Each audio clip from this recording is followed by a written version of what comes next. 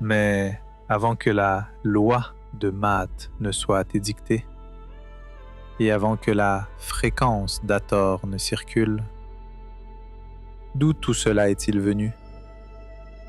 Nous retournons aux racines, à ce qui précède le commencement, vers le Nun. Le Nun n'est pas un dieu à qui l'on offre des sacrifices. Il est l'état originel. C'est le vide sacré, l'océan primordial immobile et l'eau première qui précède toute forme. Le Nun n'est pas de l'eau au sens matériel. C'est l'eau première qui précède la formation de la matière. C'est la matrice des probabilités infinies avant leur naissance. C'est le potentiel pur qui ne connaît ni temps ni espace, ni lumière ni ténèbres.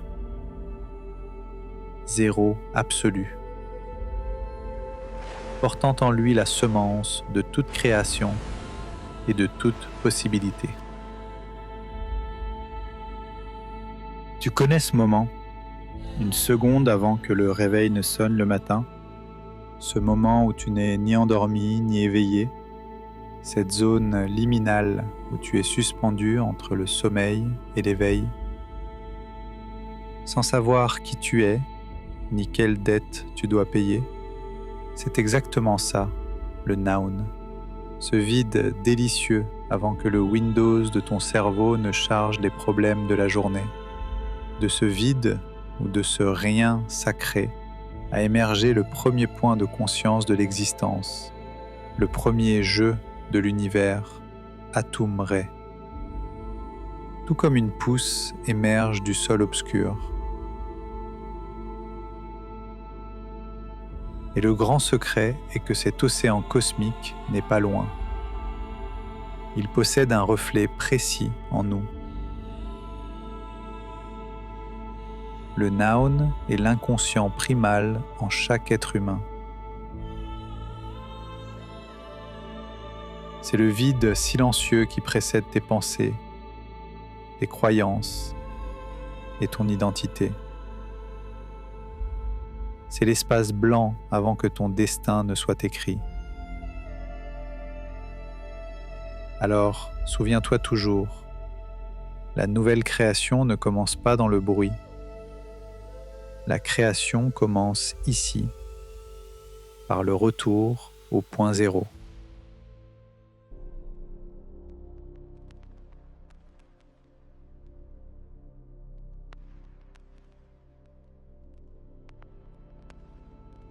La création, qu'elle soit cosmique ou personnelle, ne commence pas par une action à l'extérieur. Elle commence par un retour à l'intérieur, un retour au Nun, le point zéro sacré où la volonté précède la manifestation. La science moderne serre aujourd'hui la main de la sagesse antique, car ce que l'Égyptien ancien appelait Nun, l'océan primordial, la physique quantique l'appelle le champ du point zéro, Zero Point Field. Ce vide n'est pas vide comme nous l'imaginions. C'est une mer déchaînée d'énergie potentielle qui précède la matière, où la physique prouve qu'un seul mètre cube de ce vide contient assez d'énergie pour faire bouillir les océans de la Terre. Donc, pour commencer le voyage de guérison, tu dois pratiquer le silence et débrancher la prise du monde extérieur. Tu ne t'isoles pas. Au contraire, tu te connectes à la batterie cosmique et tu recharges chaque atome de ton existence directement à la source.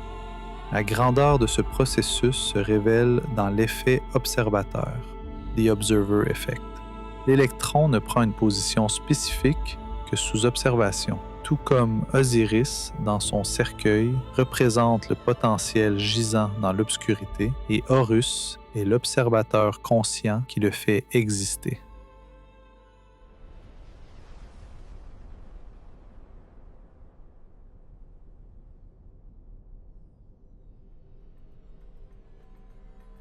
Penses-tu que le Noun ou l'océan primordial soit juste une vieille histoire égyptienne? Écoute bien, car ce vide sacré est le secret sur lequel toutes les croyances terrestres se sont accordées comme point de départ de la création et de la guérison.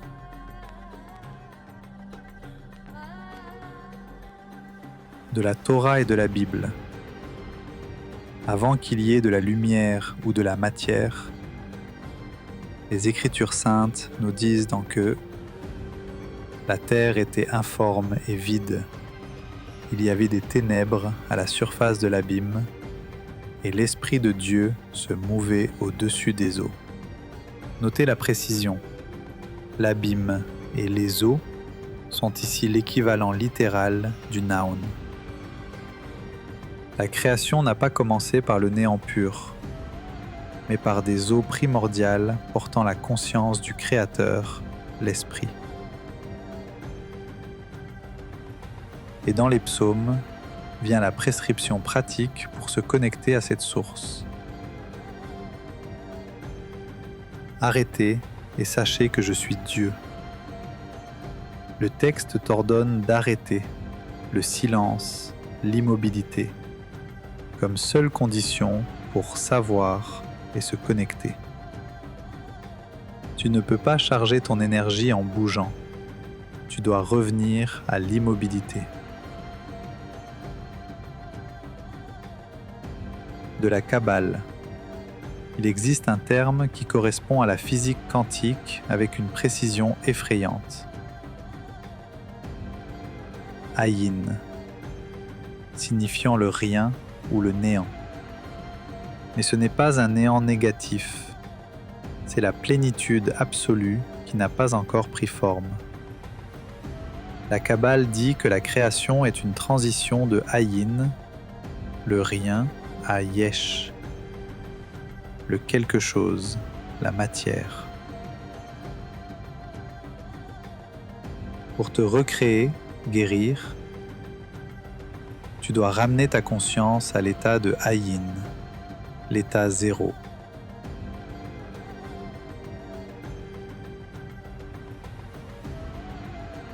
Du taoïsme. Les sages chinois appelaient cet état Wuji, le cercle vide qui précède le yin et le yang. C'est le vide infini contenant toutes les possibilités avant qu'elles ne se divisent. Pour te connecter au Tao, la source, tu dois pratiquer le Wu Wei, c'est-à-dire le non-agir. S'asseoir en silence et permettre à l'énergie de s'arranger d'elle-même.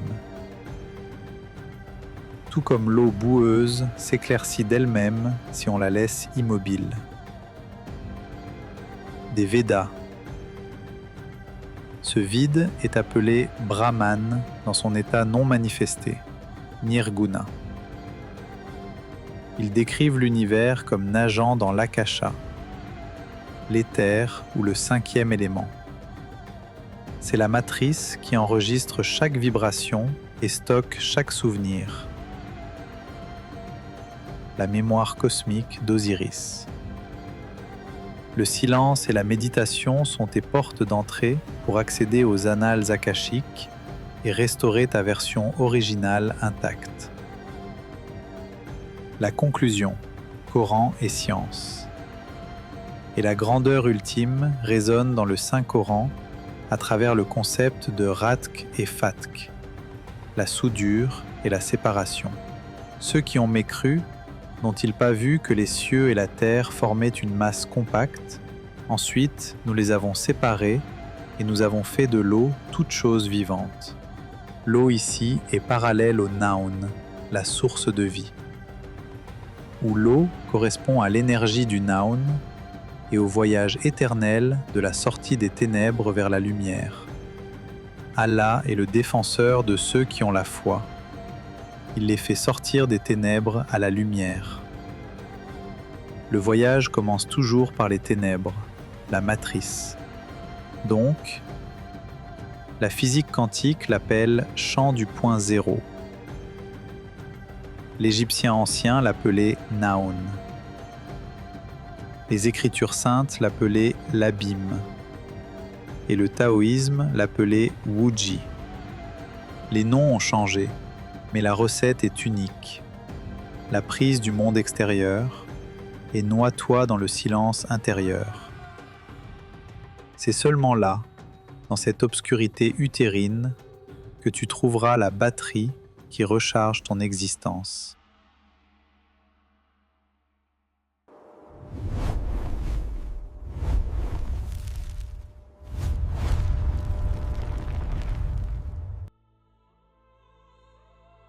Ce que les anciens appelaient Néteru, le docteur Richard Schwartz le redécouvre aujourd'hui sous le nom de systèmes familiaux intérieurs, Internal Family Systems, IFS. Le code de la science ici te révèle une vérité choquante. Ton esprit n'est pas un bloc unique et solide. C'est un conseil d'administration vivant comprenant de multiples parties qui négocient et entrent en conflit. Cela signifie que ton cerveau n'est pas une ferme laissée à l'abandon, gérée par le hasard. C'est une multinationale souffrant d'une crise de leadership. Le problème est que le PDG légitime, le soi, Horus, est en congé maladie. Et la DRH, Isis, n'arrive pas à rassembler les employés dispersés.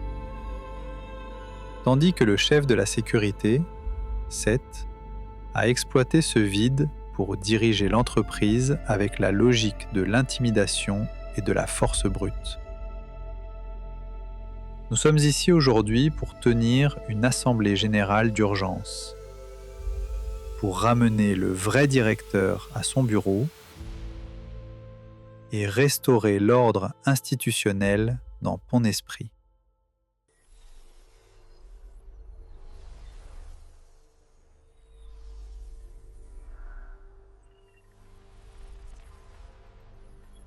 Dans ce modèle psychologique précis, les rôles deviennent génialement clairs.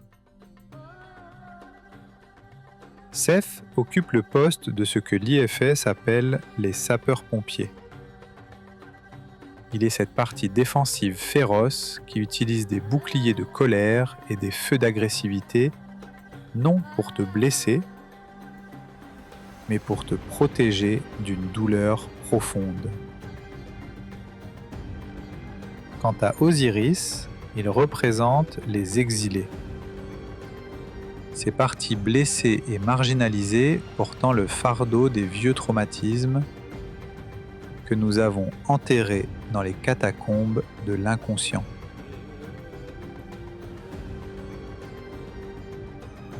Tandis qu'Horus émerge pour représenter le soi, de self. Le leader sage possédant un mélange rare de curiosité, de compassion et du courage nécessaire pour contenir et diriger ces parties conflictuelles. Ici, nous réalisons la vérité stupéfiante. L'Égyptien ancien ne racontait pas des mythes. Il a précédé Freud et Jung de milliers d'années en dessinant une carte anatomique précise de la psyché et de l'âme humaine.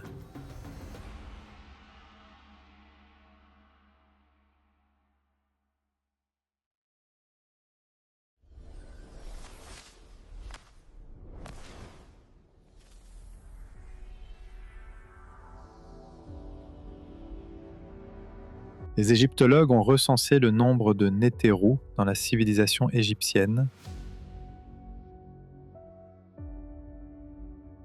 allant de 1500 à 2000 noms d'entités divines, Néteru, enregistrés dans les temples et les textes funéraires. Mais pour comprendre cette armée cosmique, nous devons changer de lunettes. Car l'Égyptien ancien ne voyait pas le Dieu comme une personne assise sur un nuage dans le ciel. Il voyait que chaque fonction vitale dans l'univers avait une conscience qui la gérait en coulisses. C'est pourquoi les noms se sont multipliés avec la multiplication des fonctions. La crue du Nil a une conscience appelée Néter, Hapi. L'écriture a un ingénieur de conscience, Néter, appelé Thoth. La vérité cosmique a un contrôleur de rythme, Néter, appelé Ma'at.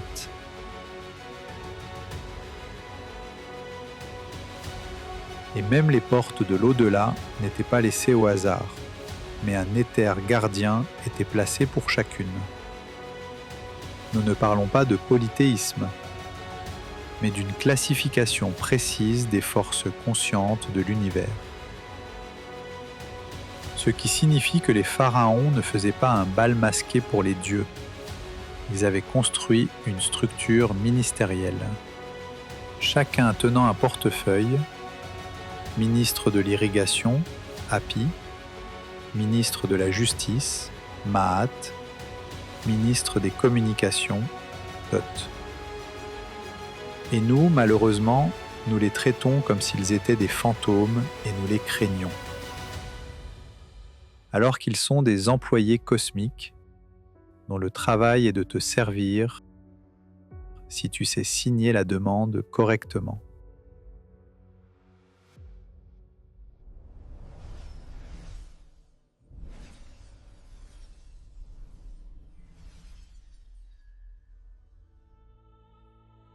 Si une image contenant 14 personnages t'arrête, sache que ce n'est pas une foule aléatoire. C'est un code numérique nous renvoyant à 2 mythes centraux. Le premier est la tragédie d'Osiris, où Seth ne s'est pas contenté de tuer son frère, mais a déchiré son corps en 14 morceaux et les a dispersés à travers l'Égypte. Le choix du nombre ici n'est pas sanglant, mais astronomique. Il imite précisément le cycle lunaire qui prend 14 jours pour devenir une pleine lune avant de commencer à s'estomper et disparaître. Tout comme Osiris a disparu. Quant au second mythe, il concerne le soleil de l'existence, Ré, dont on dit qu'il possède 14 K ou doubles énergétiques. Ces êtres éthérés ne sont pas de simples copies, ce sont des incarnations vivantes de ses multiples qualités et pouvoirs, tels que la force, le rayonnement,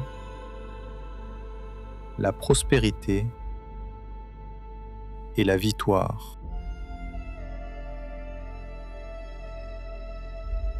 Le nombre 14 est donc l'unificateur du cycle de la mort, lune Osiris, et de la force de vie, soleil Ré.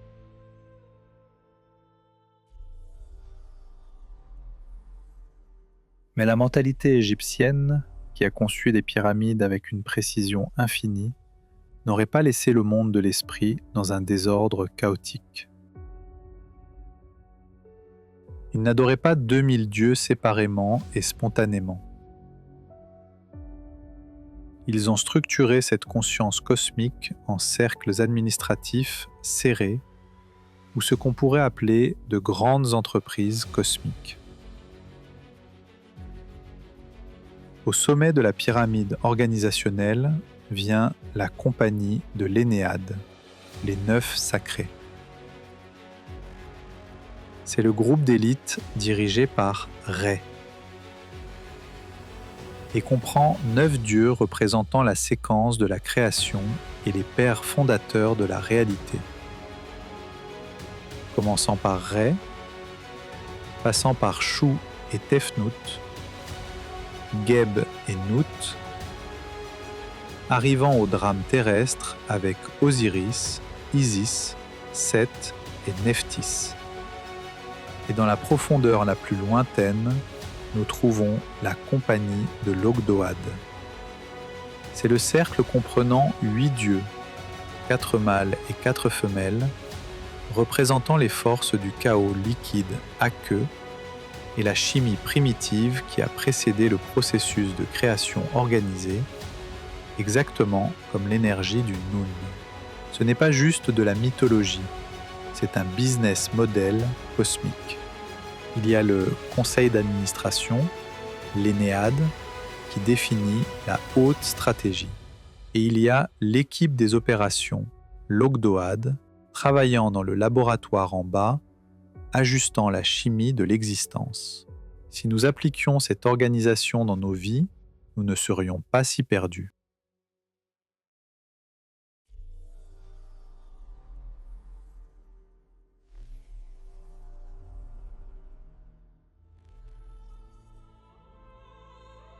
Dans notre série, nous n'avons pas besoin des 2000 Néthers.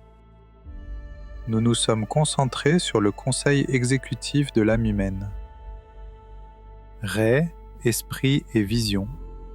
Horus, volonté. Thoth, mental.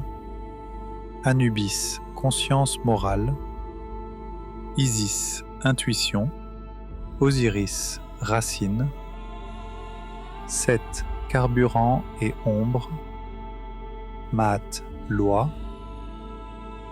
Et Hathor, fréquence. Et la fréquence qui active cette loi est Hathor. Elle n'est pas juste une déesse de l'amour, elle est la fréquence elle-même. Elle est l'onde de joie, d'extase,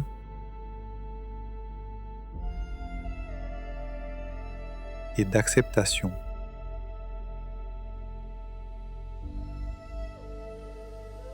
Elle est la matrice énergétique qui permet à la création de passer à travers.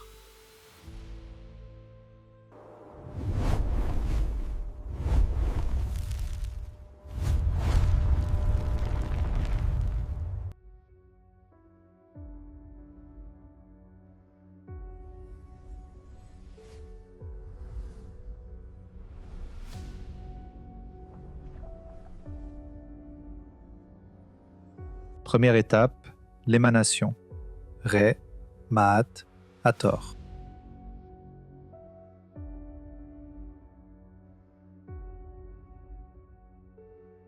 Du ventre de ce néant, la première volonté consciente émane pour former le triangle de l'existence. Ré, vision et source. Pas seulement le disque solaire. Il est le soi supérieur en toi. Il est l'étincelle qui dit « j'existe ». Il est la vision lointaine et le but ultime de ta vie. Sa relation aux autres, c'est lui qui donne la légitimité à Horus pour régner. Et c'est lui qui envoie Thoth pour enseigner aux humains. Mais, pour que cette vision de feu se manifeste, elle a besoin d'un chemin et d'une loi. Et ici, Maat se manifeste. Maat, ordre et vérité. Pour que cette vision s'incarne, elle a besoin de loi et de fréquence.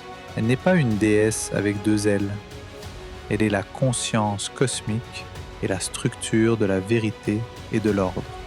Elle est la balance délicate dans ta poitrine qui te dit quand tu es en harmonie avec la vérité et quand tu es discordant. Elle est le sol solide de l'intégrité sur lequel marche la lumière de Ré.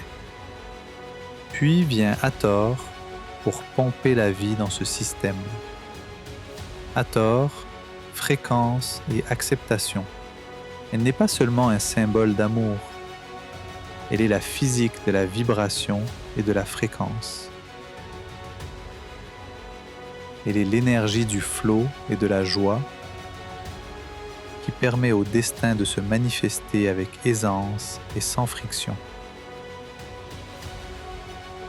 Sans Hathor, la vie est comme glisser sur un toboggan sec sans eau. Tu descendras, mais tu seras égratigné et endolori. Hathor est l'eau et le savon qui te font glisser à travers la vie avec plaisir et facilité. Sa relation, Maat est la carte routière et Hathor est la musique qui rend le voyage agréable et possible.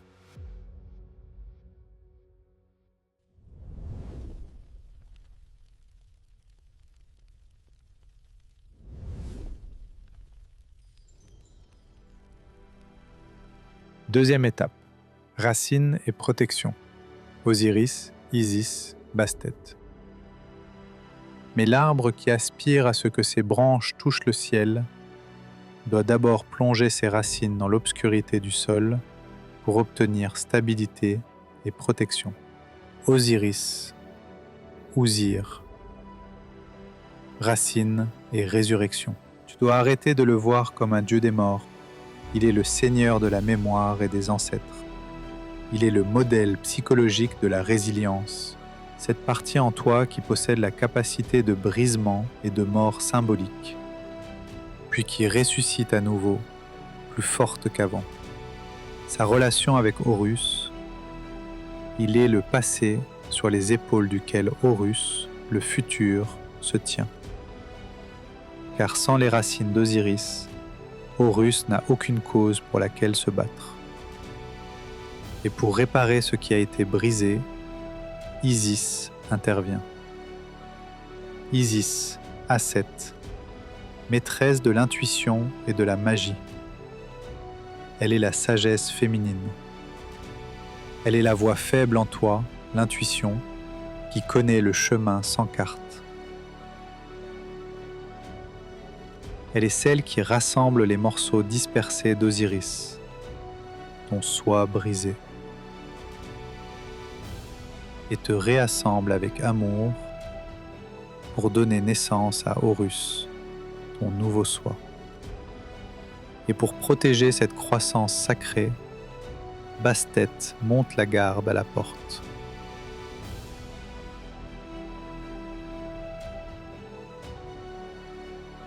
Bastet, limite et plaisir. Elle est l'incarnation des limites et du plaisir, la chatte douce qui se transforme en lionne féroce au moment où ses sacralités sont violées. Elle est les limites personnelles, boundaries. Elle est la partie en toi qui sait dire non pour protéger son énergie et comment profiter de la vie et de la beauté sans culpabilité. Bastet, c'est dont nous avons besoin.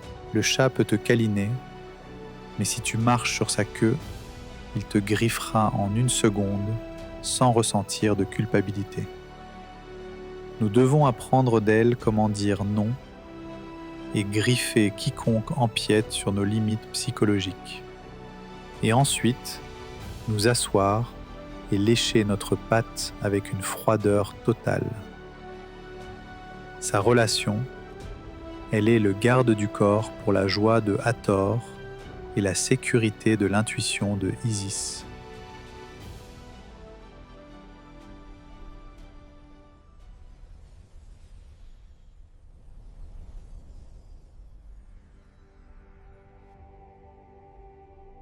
Troisième étape, la trinité exécutive, Thoth, Anubis, Horus. Et maintenant, pour imposer ta souveraineté sur le royaume de soi, tu dois activer le conseil exécutif qui travaille avec une harmonie orchestrale. Premièrement, invoque Thoth, Djeuti. Le code est le mental. Il est l'ingénieur de l'esprit et le maître du code. Il est ta capacité super analytique qui déconstruit les règles du jeu et établit des stratégies. Son rôle est central, c'est lui qui dessine la carte pour Horus, car sans la perspicacité et la planification de Thoth, la puissance d'Horus reste juste une énergie aveugle frappant au hasard. Deuxièmement, tiens-toi devant Anubis, Anpu, contrôle et purification. Il est le gardien strict de la porte et le maître de l'autodiscipline. Il est la conscience vigilante qui met ton cœur chaque nuit sur la balance en demandant « Ton intention est-elle pure ?» Son rôle est l'examen et la purification pour préparer le chemin. Car sans le filtrage d'Anubis, Horus se corrompt et passe d'un roi juste à un tyran dévoré par l'inflation de l'ego.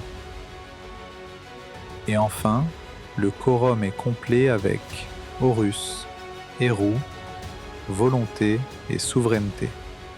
Il est le roi. Il est toi lorsque toutes les forces précédentes s'unissent pour prendre une décision. Il est l'action courageuse. Il est l'œil qui voit le but et fond dessus sans hésitation. Son rôle, il est l'exécuteur suprême qui transforme la vision de Ré, le plan de Thoth et la discipline d'Anubis en une réalité tangible qui gouverne la Terre.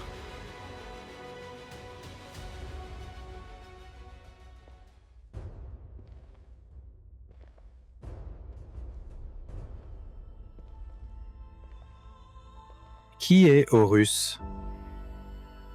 Si Ré est l'énergie et Thoth est le programme et Osiris est la mémoire, alors qui est Horus? Horus se distingue de tous les autres dieux par une caractéristique décisive et puissante. Et c'est ce qui fait que la série s'appelle le code Horus et non le code Ré. La caractéristique est Horus est l'incarnation.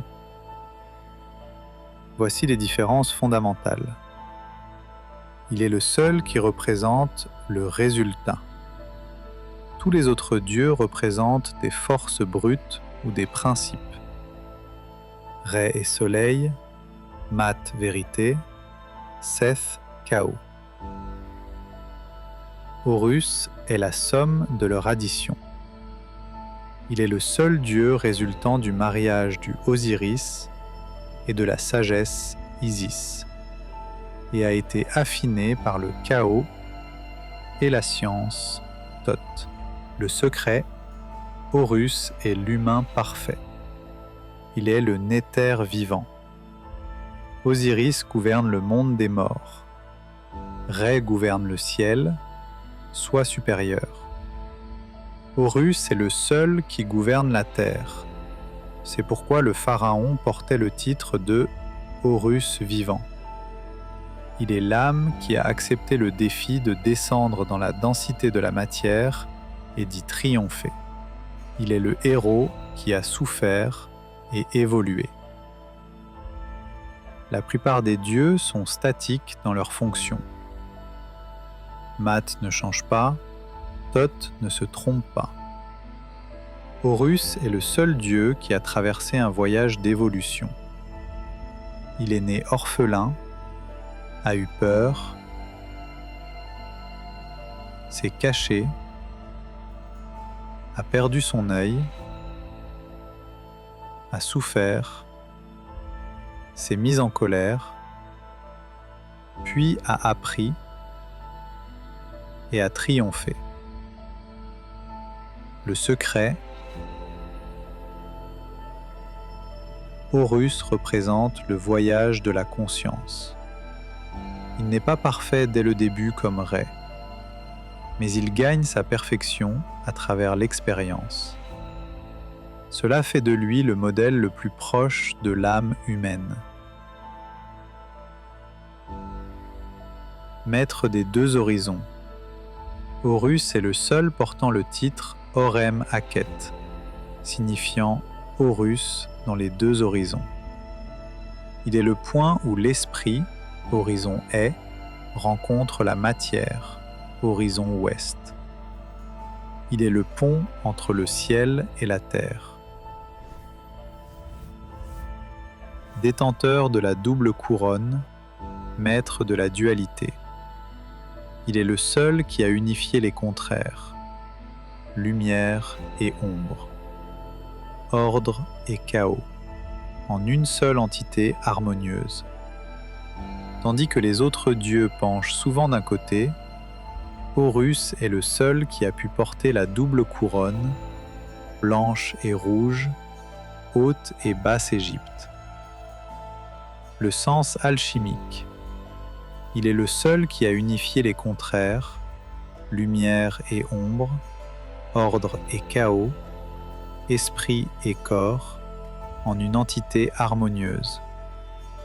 Tandis que les autres dieux sont des composants dans l'équation cosmique, Horus est la solution.